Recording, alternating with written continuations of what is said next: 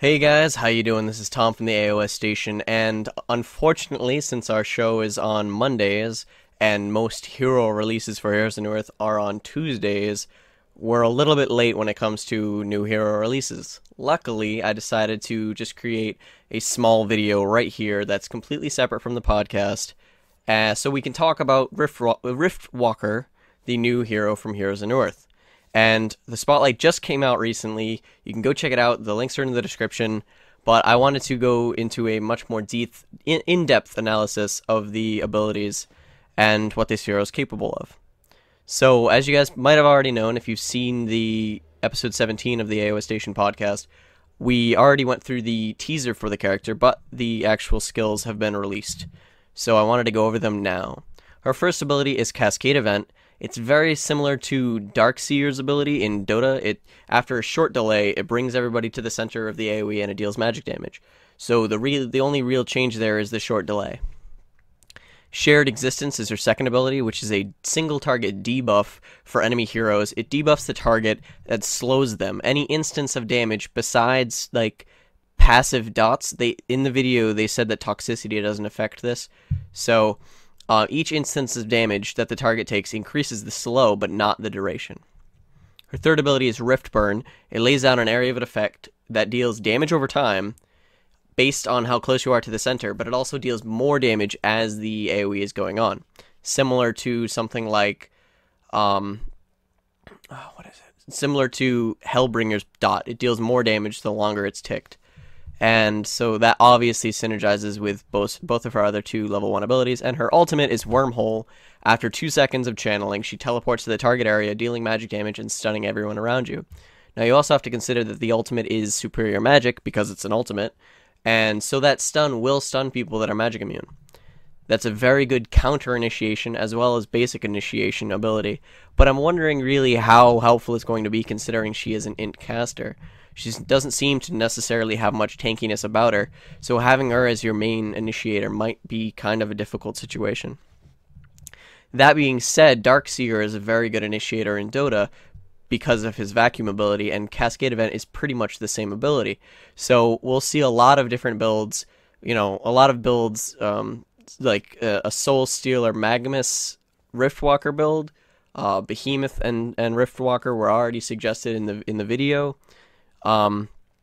Really, Cascade Event is going to lead to a ton of new skill or team comps to benefit from the fact that she sucks everyone into the center. And although it doesn't necessarily stun, you can almost consider the time in which they are being sucked to the center. They can't really do anything, right?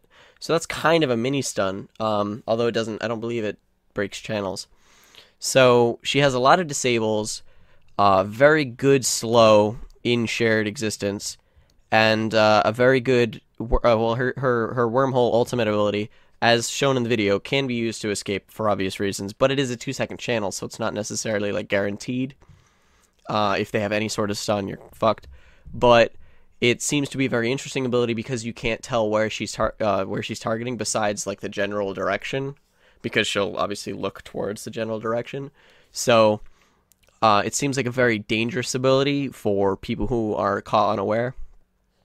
But I'm also worried because she doesn't have much innate tankiness. So my suggestion to counter that is to get a portal key on her and do a reverse initiation almost. You would ult in, stun everyone, Rift Burn, Cascade Event, and then PK out before anyone can touch you. That would leave the Rift Burn dealing AoE damage, the Cascade Event would pull everyone in, and you'll have already initiated and stunned everyone. So they'll have taken a lot of magic damage, be stunned, be sucked into a little area, and be set up to be killed, pretty much. So I could see PK being a very big item on her, for obvious reasons. PK is very good on every initiator. But just the fact that her Wormhole is much better at initiating than getting away would lead me to want to build a PK on her simply to get away whenever necessary.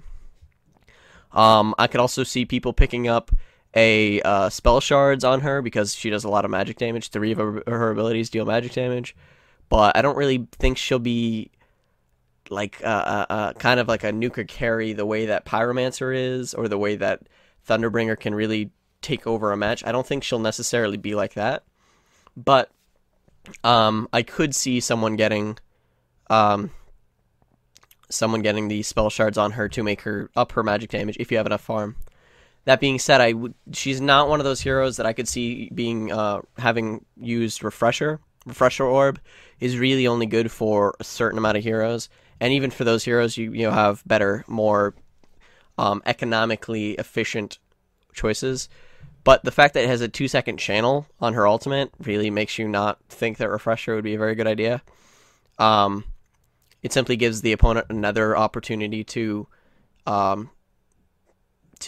break the channel, except if the stun is longer than 2 seconds, there might be fringe cases in which you'll teleport in, stun everyone for 2 seconds, and then use that 2 seconds to channel your own stun again, to do it again. But once again, Refresher Orb is such a fringe case item pickup for most heroes that I don't really see it being put on here. But